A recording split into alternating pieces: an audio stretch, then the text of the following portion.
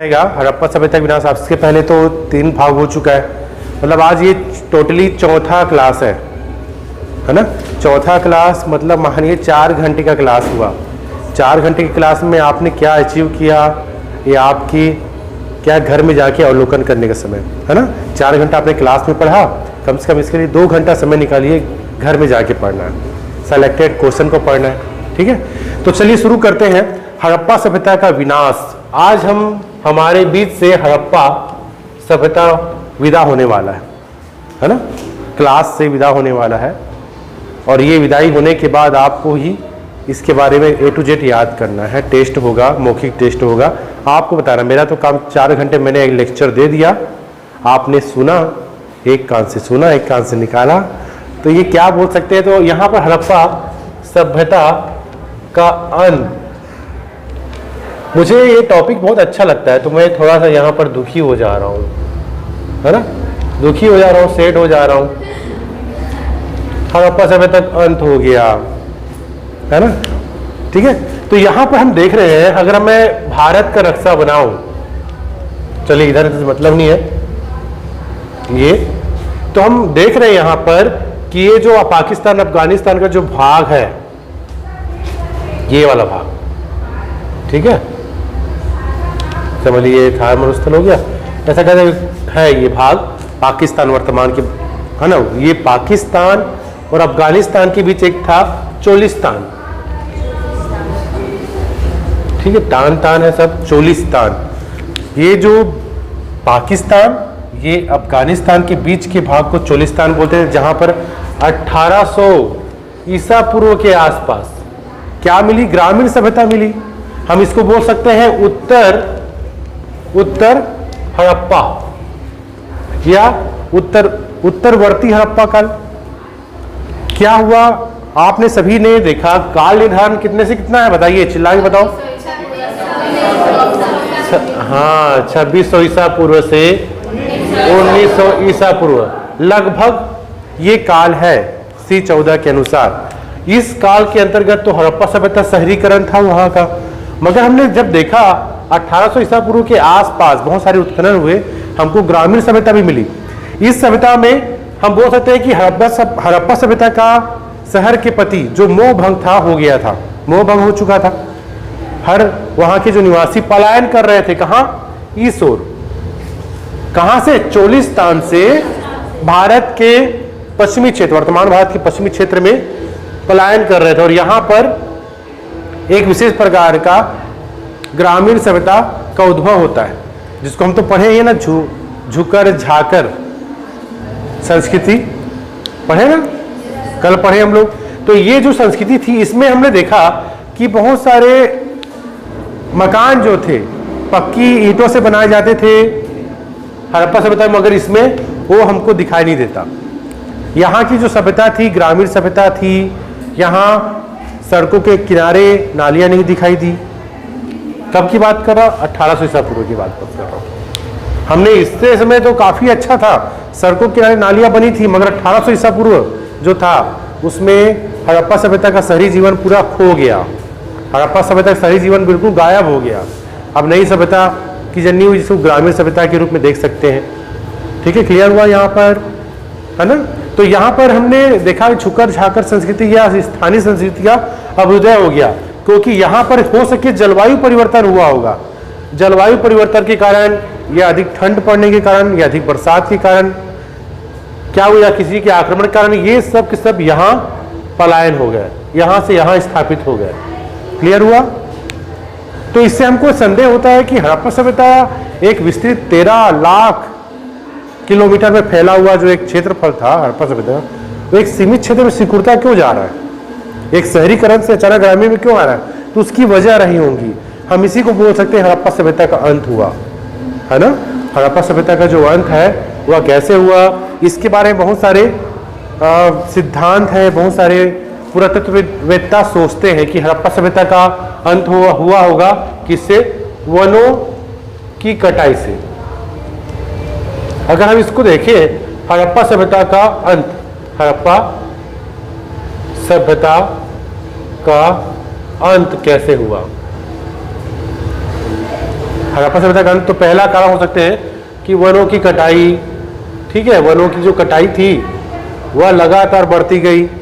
मकान बनाते थे तो वहाँ पर क्या सीमेंट छड़ तो था नहीं, पटाव वाला घर बनाते थे, लकड़ी की आवश्यकता होती थी। तो वनों का कटाव, लगातार वनों की कटाव से भी एक कारण बन सकता है हड़प्पा सभ्यता का विनाश हुआ। ठीक है। दूसरा देख सकते हैं जलवायु परिवर्तन। जलवायु परिवर्तन क्या होता है? किसी क्षेत्र में समशीतोष्ण जलवायु है ना, वो क्षेत्र अचानक ठंड वाला हो जाए या अधिक गर्म वाला हो जाए, जलवायु में परिवर्तन हो जाता है ना। जलवायु का परिवर्तन दीर्घकालिक में बदलता है। तो यहां पर देखा गया है कि जलवायु के परिवर्तन के कारण इस क्षेत्र में अधिक गर्मी पड़ा होगा, सूखा पड़ा होगा, या इस क्षेत्र में अधिक ठंड पड़ा होगा। तो ये भी एक कारण है। तो आपसे प्रश्न पूछेगा, हड़प्पा सभ्यता के अंत या विनाश के क्या कारण थे? तो पहला पॉइंट वनों का कटाई, दूसरा पॉइंट जलवायु का परिवर्तन, 2 लाइन लिखना है, जलवायु परिवर्तन। ठीक है। और क्या आ सकता है? अत्यधिक वर्षा या बाढ़। आप सभी जानते हैं कि हड़प्पा सभ्यता कहाँ बसा हुआ था? ये सिंधु नदी है, उसकी जो सहायक नदी के किनारे किनारे हड़प्पा सभ्यता के नगर स्थायी थे, बसे हुए थे। अचानक बाढ़ आ गया। अभी पवित्र अमरनाथ गुफा में बादल फट गया, पेपर पढ़ते हैं कि नहीं? बादल फटना क्या भूगोल का ही एक टॉपिक है, आप लोग 11वीं में पढ़े होंगे। अमरनाथ का जो अमरनाथ गुफा, पवित्र गुफा से 2 किलोमीटर ऊपर की ओर बादल फट गया, मतलब 5 घंटे का जो बारिश होना चाहिए था वो 1 घंटे में हो गया। 5 घंटे का जो पानी है गिरता है, जो मध्यम बारिश हुए, वो लगातार 1 घंटा पौन घंटे में गिर गया। तो अचानक तेज गति से क्या आया? बाढ़ आया। बाढ़ आने के साथ क्या क्या आएंगे? बड़े बड़े मलबा आएंगे, पत्थर चट्टान आएंगे। नीचे टेंट बना हुआ था जहां पर जो श्रद्धालुगण थे उनको क्या हुआ? संभलने का मौका नहीं मिला। वहां तो भाई ठीक है, वहां तो सूखा है ना, बारिश हुआ, मगर ऊपर से तो बारिश हुआ, वहां से तेज गति से नालों में क्या आ गया? बाढ़ आ गया। टेंट लगा हुआ था, सब के सब मलबे के नीचे दब गए। 40 लोगों का शव मिला, बाकी गायब, मतलब लापता। मतलब ये हुआ, अभी तो पेपर में दिया होगा, छत्तीसगढ़ से बहुत लोग गए थे, 50-60 लोग गए थे, वो लोग वापस आ गए। अमरनाथ यात्रा जो चलती है रक्षाबंधन तक, वो क्या हो गया? बंद हो गया। क्यों? बादल फट गया। तो आपके भूगोल के विद्यार्थी हैं तो बादल फटना क्या होता है ये भी जानने का विषय है, 11वीं क्लास में तो पढ़ चुके हैं आप। ऐसे ही कुछ हुआ होगा कि तेज गति से बाढ़ आया होगा, नदी के किनारे ये शहर स्थापित थे। हड़प्पा जो नगर था रावी नदी के किनारे, मोहनजोदड़ो सिंधु नदी के किनारे, है ना। तो इस तरह से मुख्य जो नगर थे ध्वस्त हो गए, बहुत लोग मारे गए, पूरा का पूरा जो नगर था वह विनाश हो गया उसका। ठीक है। नगर कहाँ बने थे? नदी के किनारे। तो बाढ़ भी एक कारण है। क्लियर हुआ? बाढ़, सूखा, कुछ मानते हैं कि सूखा पड़ गया होगा, है ना, लगातार 10-12 वर्षों तक बारिश नहीं होना, नदी सूख गए, तो ये भी एक कारण हो सकता है विनाश का। ठीक है। अब पांचवा हम देखते हैं बाह्य आक्रमण। हमने देखा हड़प्पा सभ्यता के लोग काफी शांति प्रिय थे, किसी प्रकार का औजार नहीं बनाया करते थे कृषि औजार को छोड़ के। अचानक बाह्य आक्रमणकारी लोग हमला किए होंगे और ये तो शांति प्रिय थे। तो काफी यहां पर एक पॉइंट दिखा दे रहा है,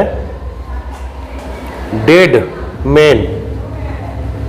डेड मैन सुरंग पूछेगा प्रश्न, क्या है डेड मैन, है ना।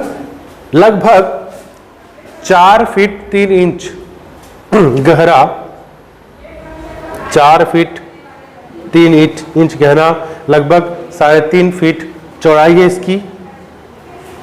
ठीक है। एक सुरंग मिला है कि आक्रमण, एक साक्ष्य मिल रहे हैं, आक्रमण भी एक आधार है, उसके साक्ष्य मिले हैं। पहला है डेड मैन, सकरी गली है। डेड मैन क्या है, प्रश्न पूछेगा, बन जाएगा, पीछे बन जाएगा। डेड मैन एक सकरी गली है ना, उसकी लंबाई इतनी इतनी है। वहां पर अवशेष मिले हैं, अस्थि मिली है, एक का खोपड़ी पर तेज प्रहार किया गया है, उसके साक्ष्य मिल रहे हैं। एक अस्थि पे सीने पर प्रहार किया गया है, उसके साक्ष्य मिल रहे हैं। तो कैसे प्रहार, उसका खोपड़ी पूरा क्षतिग्रस्त है, उसका सीने में नुकीले हथियार से हमला किया होगा, उसका साक्ष्य मिला है ना। तो डेड मैन में आपको बताना पड़ेगा, इस जो सकरी गली की लंबाई चौड़ाई इतनी इतनी है, इसमें दो साक्ष्य मिले हैं, एक पर खोपड़ी पर नुकीली धार से हमला और छाती पर, ठीक है, डेड मैन। दूसरा देखते हैं, जॉन मार्शल ने मोहनजोदड़ो एंड इंडस सिविलाइजेशन में, जो कि 1931 में प्रकाशित किया गया था, बुक लिखते हैं। इसमें बोलते हैं कि एक विशेष क्षेत्र में 16 लोगों के अस्थि पंजर बरामद किए गए। एक ही जगह में 16 लोगों का, वहां पर एक उम्र के नहीं थे, कोई छोटा था कोई बड़ा था, एक जगह में ही ऐसा क्यों हुआ? तो ये बताया जा सकता है कि आक्रमणकारी लोग हमला किए होंगे, उनसे बचने के लिए भागे होंगे, एक जगह छुपे रहे होंगे, उन पर क्या किया गया, उनकी हत्या कर दी गई आक्रमणकारियों के द्वारा। तो दूसरा साक्ष्य हो गया 1931 के जो बुक है उसमें बताया जॉन मार्शल ने। तीसरा साक्ष्य हो सकता है कि 1947 में R.E.M. व्हीलर ने ऋग्वेद का सहारा लिया। ऋग्वेद में इंद्र को क्या बोला गया है, भगवान इंद्र को क्या बोला गया है, पुरंदर। क्या बोला गया है, पुरंदर। पुरंदर जो है पुर का राजा को कहते थे, और पुरुष मतलब उस समय क्या था, किला है ना। हड़प्पा सभ्यता में भी हम देखते हैं कि दुर्ग, हड़प्पा सभ्यता में दो नगर के दो भाग थे, दुर्ग और निचला शहर।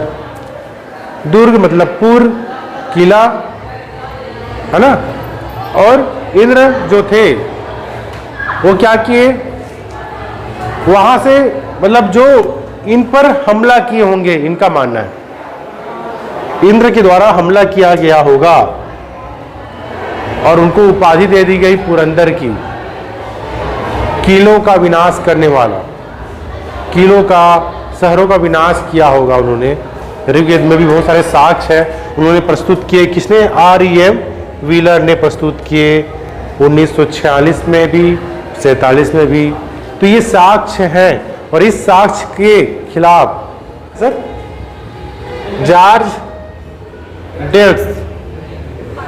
जॉर्ज डेल्स ने इसकी आलोचना की है, ठीक है। तो आपसे, और एक टीला है, कनिंघम ने बोला है, कनिंघम पहले भारत के पुरातत्व निदेशक महानिदेशक थे कनिंघम। इन्होंने एक टीला के बारे में उल्लेख किया है। टीला का भी एक भाग बताया, बंजर। टीला कैसे बना होगा, बोला गया है कि एक ऊंचा स्थान जो होता है उसमें बहुत सारे युगों का, बहुत सारे ऐतिहासिक अवशेष छुपे होते हैं। सोचिए, काफी अधिक जो पुराना है वो इस समय यहाँ पर घर बनाया होगा, बहुत सारे आपदा आए होंगे धरातल पर, वो लगातार नीचे दबता गया, उसके ऊपर दूसरा टीला बना होगा कई साल बाद, उसके बाद दूसरा, उसके बाद दूसरा, करते करते हुआ इस तरह का टीला का रूप ले लेता है। टीला को जब उत्खनन करें तो बहुत सारे उसमें हर परत दर परत, हर परत की विशेषता होगी कि हर परत दूसरे परत से अलग होगा, हर अलग अलग युग का कहानी कहने वाला होता है टीला। तो टीला का क्या महत्व है इतिहास में? तो टीला का महत्व यही बताया गया है कि यह ऊंचा स्थान होता है जिसमें अगर उत्खनन कार्य किया जाए तो यह हर युग का, हर काल का इतिहास की कहानी कहता है। इस काल में समझ लीजिए कहीं का अस्थि मिला, इस काल में उससे पुराना अस्थि मिला, इस काल में उससे पुराना, इस काल में उससे पुराना। तो ये टीला कनिंघम ने इसका उल्लेख किया है। कनिंघम ने एक अपने बुक में भी इसके बारे में बताया। तो प्रश्न पूछेगा हड़प्पा सभ्यता का अंत कैसे हुआ, तो ये 5 पॉइंट है। 5 पॉइंट में ये पांचवा नंबर का इंपॉर्टेंट है क्योंकि इससे प्रश्न पूछता है। डेड मैन गली क्या है पूछेगा, व्हीलर ने क्या कहा, तो ये इंपॉर्टेंट हो जाता है। तो इसी के साथ हड़प्पा सभ्यता का विनाश के साथ ही अध्याय कंप्लीट हो गया। आपको प्रश्न के उत्तर याद करने होंगे, प्रोजेक्ट बनाना होगा। मैं प्रोजेक्ट आप लोगों को बताऊंगा, उसको कैसे बनाना है ना, ये मैं बताऊंगा आप लोगों को, कैसे बनाइएगा। ठीक है, तो आज का जो क्लास है यही द एंड होता है।